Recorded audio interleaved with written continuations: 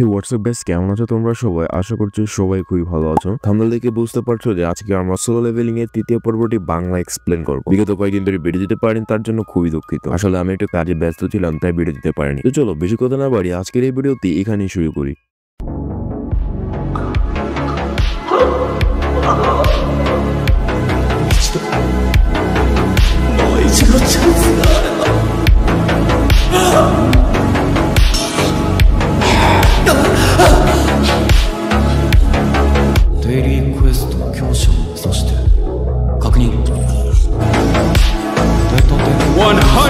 push-ups, 100 sit-ups, and 100 squats, and a 10-kilometer run!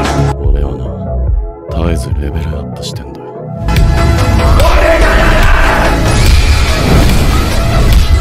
宣言回の始まりだ。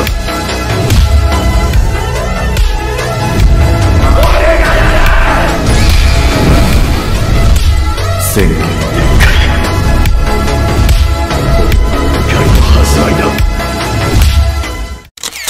গল্পের শুরুতে আমরা দ্বিতীয় পর্বে শেষের কিছু দৃশ্য দেখতে পাই, যেখানে ওই মূর্তিগুলো জিংহু এর হাত পা কেটে তাকে মেরে ফেলতেছে। সে ভাবতেছে তাকে যদি আরেকটি সুযোগ দেওয়া হতো। এরপরে তার সামনে একটি স্ক্রিন ভেসে ওঠে, যেখানে তাকে একজন প্লেয়ার হিসেবে যোগ দেওয়ার জন্য বলা হচ্ছে। দ্বিতীয় পর্বে শুরু হয় এখান থেকে। জিংহু একটি হাসপাতালে ভর্তি। হঠাৎ তার ঘুম ভাঙে। আসলে সে একটি খারাপ স্বপ্ন দেখেছে। তখন তার মনে পড়ে সে তো ওই ডানজং এর ভেতরে ছিল। সে এখানে কিভাবে এলো? মূর্তিগুলো তার হাত পা কেটে ফেলেছিল, কিন্তু এখানে সে দেখতে পায় তার হাত পা সবকিছু ঠিক রয়েছে। আর তখন সেখানে হান্টার অ্যাসোসিয়েশন এর ম্যানেজার জিংজু লুং ও তার সঙ্গী ক্যান্টিশাক চলে আসে। এদের দেখে জিংহু কিছুটা অবাক হয়ে যায়। জিংজু লুং জিংহুকে জানা সে বিগত 3 দিন ধরে অজ্ঞান হয়ে পড়েছিল। এটা শুনে জিংহু কিছুটা হতভম্ব হয়ে যায়। সে জুই ও মিস্টার সং তাদের কথা তাদের কাছ থেকে জানতে চায়। জিংজু লুং তাকে জানায় ডানজং এর সেই ঘটনার পর মিস্টার সং তার একটি হাত হারিয়ে ফেলেছেন। অন্যদিকে জুই এত বড় ভয়ঙ্কর ঘটনাগুলো দেখে সে মানসিকভাবে আঘাত পেয়েছে। জিংজু লুং তাকে এও বলে যে ডানজং এর ভেতর থেকে তারা ফিরে এসেছে সেটি কোনো সাধারণ ডানজং নয়। একজন হান্টারের জীবন বিপদে পড়া, কিন্তু জিংহু ও তার দলের সাথে যে ঘটনা ঘটেছে সেটা কোনো সাধারণ বিষয় নয়। সেই সময় এই খবরটা শুনে ওয়ার্ল্ড টাইগার গ্রুপ এর সদস্যরা চলে আসে তাদেরকে উদ্ধার করার জন্য, কিন্তু তারা সেখানে এসে শুধু জিংহুকে দেখতে পায়। সেখান থেকে ওই মন্দির ও মূর্তিগুলো অদৃশ্য হয়ে গিয়েছিল। জিংজুলুং তাকে এও বলে, তুমি কি এর আগে কখনো নতুন শক্তি অনুভব করেছো? একজন হান্টার শক্তি পরিবর্তন হয় না, কিন্তু এক এক সময় তাদের এই শক্তি বাড়তেও পারে আবার কমতেও পারে। এইসব কথা শুনে জিংহু ভাবে তার শক্তি মনে হয় আগের থেকে অনেকটা বেড়ে গেছে। জিংজুলুং জিংহুর শক্তি পরীক্ষা করে, কিন্তু তেমন ভালো কোনো একটা ফলাফল পায় না। শক্তি আগে যেরকম ছিল এখনো ঠিক সেই রকমই রয়ে গেছে। এরপর জিংজুলুং ও তার সঙ্গে সেখান থেকে চলে যায় এবং ভাবতে থাকে যে ডানজং এর জিংহুর প্রবেশ করেছিল সেটি কোনো সাধারণ ডানজং নয়। এত কিছু ঘটে যাওয়ার পরে এই ছেলেটি কিভাবে বেঁচে ফিরে এলো? এরপর দৃশ্য চলে যায় জিংহুর কাছে, যেখানে সে একটি বিছানা শুয়ে আছে। হঠাৎ তার সামনে একটি স্ক্রিন ভেসে ওঠে। এটা দেখে জিংহু কিছুটা অবাক হয়ে যায়। এরকম স্ক্রিন সে আগে কোথাও দেখেছে। আর তখনই সেখানে জিংহু এর বোন জিংহা চলে আসে। জিংহা এসে জিংহুকে বকাঝকা করতে শুরু করে। জিংহু জিংহাকে বলে সে কি এই স্ক্রিনটা দেখতে পাচ্ছে?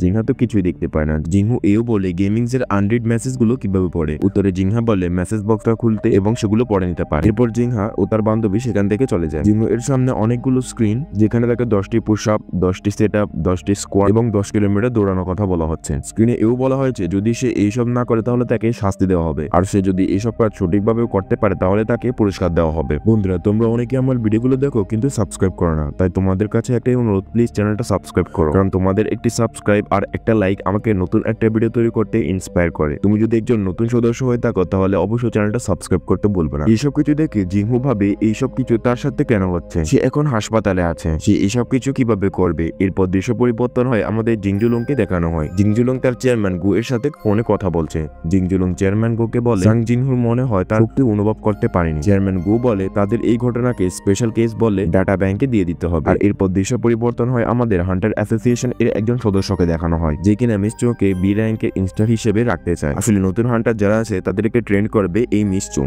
এই হান্টার অ্যাসোসিয়েশনে তাদের দেশের গুরুত্বপূর্ণ কয়েকটি শাখাগুলোর মধ্যেই একটি।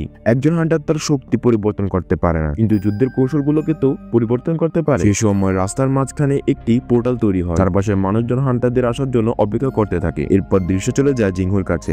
রাত তখন 12টা বাজে। হঠাৎ তার সামনে একটি স্ক্রিন ভেসে ওঠে। স্ক্রিনে বলা হচ্ছিল তাকে নতুন একটি সার্ভাইভাল মিশনে যেতে হবে। এরপর চারদিক কাঁপতে থাকে। জিংহু ভাবে ভূমিকম্প হচ্ছে, কিন্তু সে হঠাৎ করে চোখ খুলে দেখতে পায় সে এখন মরুভূমিতে আছে। এসব কিছু দেখে সে পুরোপুরি অবাক হয়ে যায়। জিংহু পেছনে আছে এক ভয়ঙ্কর রাক্ষস পোকা। স্ক্রিনের সিস্টেম তাকে বলে এই দানব পোকার সাথে তাকে 4 ঘন্টা সার্ভাইভ করতে হবে। এটা দেখে জিংহু পুরো হতভম্ব হয়ে যায়। এদিকে হাসপাতালে জিংহু উপস্থিতি না দেখে নার্সরা তাকে চারদিকে খুঁজতে শুরু করেন। আমাদের জিংহু তো আছে তার নিজের জীবন বাঁচানোর জন্য। দৌড়াতে দৌড়াতে সে পুরো হয়রান হয়ে গেছে। প্রায় অনেকক্ষণ দৌড়ানোর লুকানোর পর সে ঠিক বাঁচতে পারে। এদিকে হাসপাতালে তাকে দেখে নার্সরাও কিছুটা স্বস্তি পায়। এরপর দৃশ্য চলে যায় সকালবেলা। জিংহু পুরোপুরি সুস্থ। কয়েকদিন পরে তাকে এই হাসপাতাল থেকে ছেড়ে দেওয়া হবে। অন্যদিকে আমাদের জুইকে দেখানো হয় তাকে একটি পোর্টাল যেতে বলেছে এক লোক। আসলে টোকিওর হ্যাবজং শহরে একটি ডি র্যাঙ্কের পোর্টাল দেখা গিয়েছে। এছাড়া ফোনের উপাশে থাকা লোকটি জুইকে এও বলে জিংহু এখন সুস্থ হয়ে গেছে। আর এই খবরটা শুনে জুই কিছুটা স্বস্তি পায়। জুই ফুল নিয়ে জিংহুর সাথে দেখা করতে আসে, কিন্তু জিংহু তো তার নিজের শক্তি বাড়ানোর কাজেই ব্যস্ত। আর এইদিকে জিংহুকে হাসপাতালে না দেখে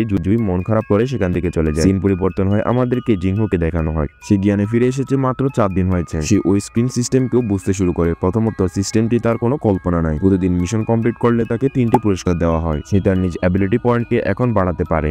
তার নিজ জীবন এখন একটা বড় মোড়ে চলে এসেছে। জিংহু এইসব কিছু ভেবে হাসতে থাকে, আর তার এই হাসাহাসি দেখে পাশে থাকা লোকগুলো তার দিকে তাকিয়ে থাকে। আসলে সিস্টেমকে শুধু জিংহুই দেখতে পারে। সে তার দিনের শেষ মিশনের একটি পুরস্কার পায়। পুরস্কারটি ছিল একটি চাবি। এরপর সিস্টেম তাকে জানায় একটি ডানজং এর ভেতরে তাকে কয়েকটি মিশনে যেতে হবে। জিংহু তার মার সাথে দেখা করার জন্য হাসপাতালে এসেছে। আসলে তার মা একটি কঠিন রোগে ভুগছে। এরপর আমাদের 4 বছর পরের একটি দৃশ্য দেখানো হয় যে আসলে তার মা অসুস্থ হয়েছে কিভাবে। বাড়িতে তার মা হঠাৎ অজ্ঞান হয়ে পড়ে। জিংহু ও তার বোন জিংহা চিন্তিত হয়ে পড়ে। জিংহু তার মাকে হাসপাতালে আনার পর ডাক্তার তাদেরকে জানায় তার মা এক কঠিন রোগে আক্রান্ত হয়েছে। এই রোগকে বলে ইন্টারনাল স্লিপ ডিজিজ। 10,000 মানুষের মধ্যে শুধু একজন এই রোগে আক্রান্ত হয়ে থাকে। আজকালের মডেল ওষুধ শুধু ওনাকে জীবিতই রাখতে পারবে। এরপর আমাদের বর্তমান সিনে নিয়ে আসা হয়, যেখানে আমরা জিংহুর অতীতের কয়েকটি স্মৃতি দেখতে পাই। তার দুর্বলতার কারণে সবাই তাকে হেই করে। একদিন সে একটি পোর্টালে কয়েকটি দুর্বল দানবের সাথে লড়াই করতে গিয়েছিল। কয়েকজন হান্টার তাকে নিয়ে নানা খারাপ কথা বলতে শুরু করে। জিংহু তার নিজের অ্যাবিলিটি পয়েন্টগুলোকে শক্তিতে রূপান্তর করে ফেলবে। এরপর জিংহু হোপজেন স্টেশনে যায়। সেখানে ওই চাবি ব্যবহার করে সে এই পোর্টালের ভেতরে ঢুকে পড়ে। পোর্টালের ভেতরে প্রবেশ করার পর বাইরে হওয়ার দরজাটি সাথে সাথেই বন্ধ হয়ে যায়। এটা দেখে জিংহু কিছুটা ভয় পেয়ে যায়। সে ভয়কে কাটিয়ে সামনের দিকে এগোতে থাকে। কিছুটা সামনে যাওয়ার পর জিংহুর সাথে 3টা গবলিং এ দেখা হয়। গবলিং গুলো জিংহুকে মারতে চায়। সে প্রথমে একটু ভয় পায়, কিন্তু সে লড়াই করতে শুরু করে। সে ওই 3টি গবলিংকে মেরে ফেলে। গবলিং গুলোকে মেরে ফেলার পর একটি দানব শিয়াল এসে পড়ে। কথাই আছে না, একটা বিপদ যেতে না যেতেই আরেকটা বিপদ গড়ে এসে পড়লো। আমাদের সাং জিংহুর সাথেও ঠিক তাই ঘটেছে।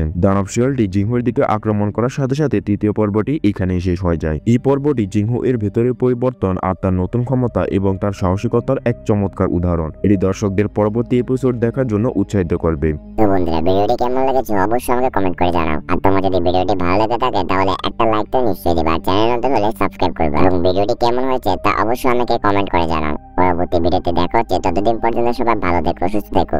আল্লাহ হাফেজ।